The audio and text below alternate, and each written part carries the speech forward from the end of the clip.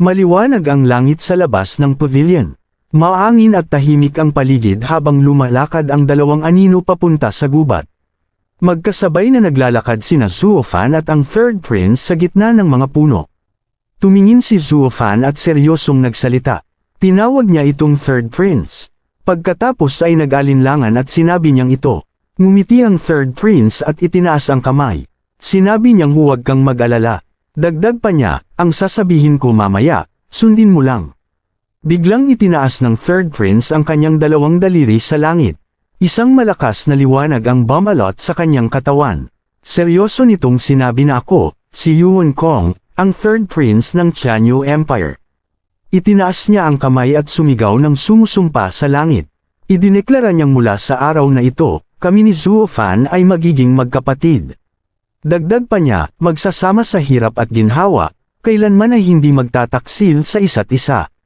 Nanlaki ang mata ni Zuofan at napanganga. Gulat nitong sinabi na ha. Lumingon ang third prince at itinuro siya. Sigaw nitong ngayon ikaw naman. Dagdag pa niya, bilasan mo. Tahimik na napahawak si Zuofan sa kanyang ulo.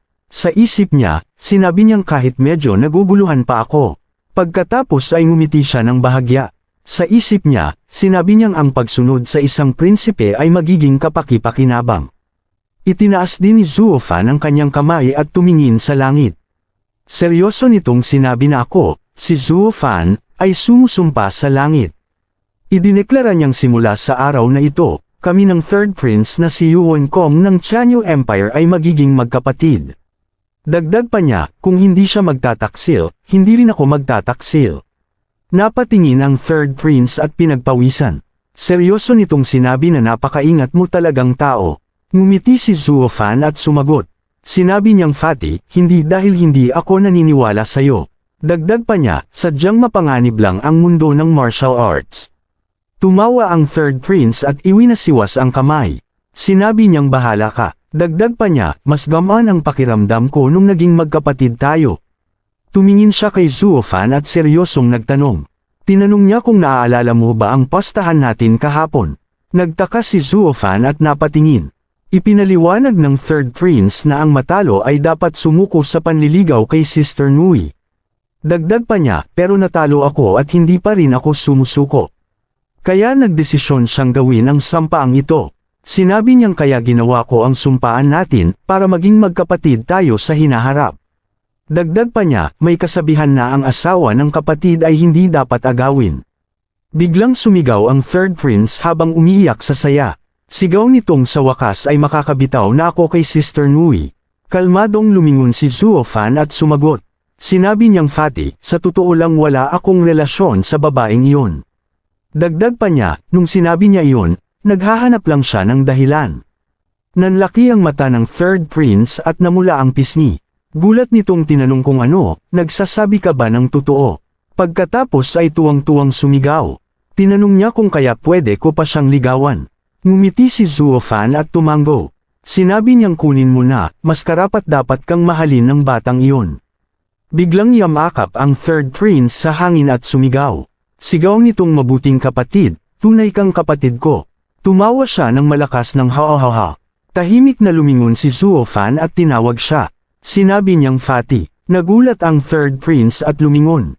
Sagot nitong oh. Seryosong tumingin si Zuofan at nagtanong. Tinanong niya kung ano ba talaga ang laman ng utos ng perlas. Nagulantang ang third prince at pinagpawisan. Utol nitong sinabi na kapatid ko, hindi ba nasabi ko na? Ipinaliwanag niyang ang planong ito ay talagang kahanga-hanga at ang layunin ay may saysay, pero dagdag niya, ang layunin ng planong ito ay masyadong maliit. Sa isip ni Zuofan, seryoso siyang nag-isip.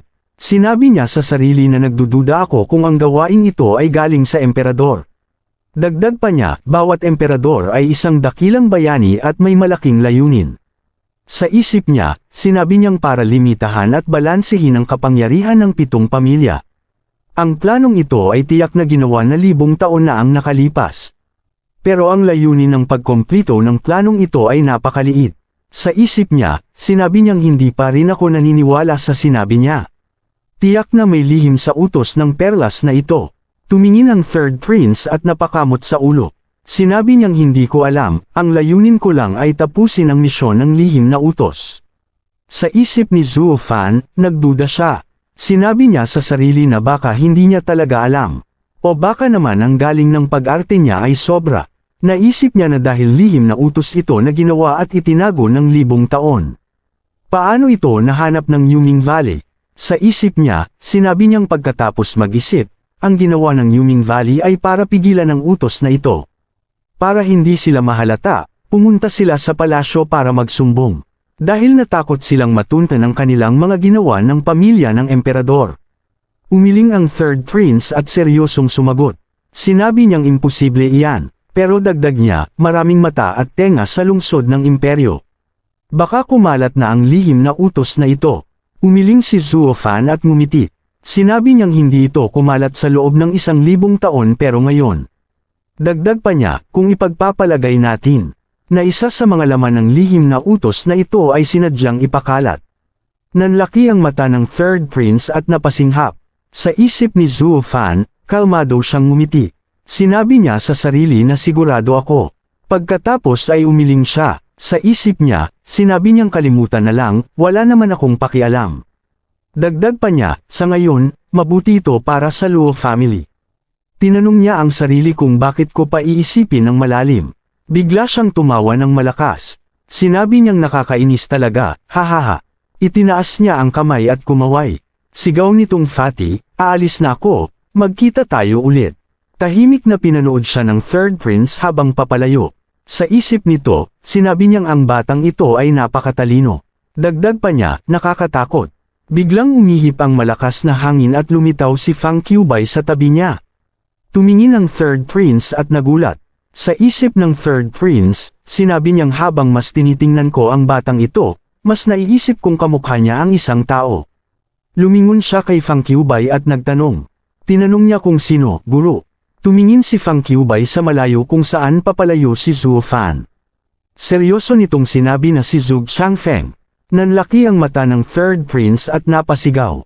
Sigaw nitong ano, ang pinuno ng 4 na haligi, ang punong ministro na si Zhuge Changfeng. Gulat nitong tinanong kong guro, ibig mo bang sabihin si Zuo Fan? Ngumiti si Fang Qiubei at tumanggo. Sinabi niyang mula ngayon, kapatid ka na ni Zuo Fan. Dagdag pa niya, sa tingin ko ito ang pinakamagandang desisyon na ginawa mo sa buhay mo. Seryoso nitong idineklara na balang araw, siya ay magiging miyembro ng 4 na haligi. At tutulungan ka nitong kontrolin ang mundo. Natulala ang third prince at napabulong. Sinabi niyang kontrolin ng mo, Endo. Sa malayo, tahimik na naglalakad si Zuo Fan pabalik sa kanyang pamilya. Nakangiti siya habang hawak ang laylayan ng kanyang damit. Sa huling panel, isang malakas na boses ang umalangaw sa dilim. Sigaw nito na Zuo Fan. Thank you mga boss. Dito na natapos ang chapter na ta. Stay tuned lang, ini-edit ko pa ang susunod na chapter. Like and subscribe para updated kayo sa mga upload natin.